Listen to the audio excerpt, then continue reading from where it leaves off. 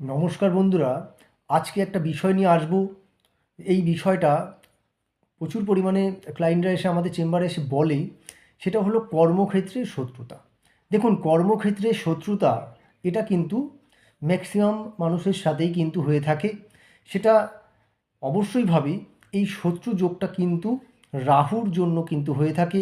কোনো না কোনোভাবে এই রাহু যদি দশম ঘরের সাথে যুক্ত থাকে বা দশম ঘরে বসে থাকে বা অশুভ নক্ষত্রে থাকে রাহু, তাহলে কিন্তু এই কর্মক্ষেত্রে কিন্তু আপনাদের নিজেদের কলিগদের মধ্যে কিন্তু একটা শত্রুতা বা জেলাসি বিষয়টা কিন্তু থাকে আপনার উপর। আপনি ভালো কাজ করছেন, কিন্তু আপনি কোনো না কোনোভাবে আপনার ঊর্ধ্বতনস্থ কর্তৃপক্ষ থেকে কিন্তু আপনি ভালো ব্যবহার পাচ্ছেন না।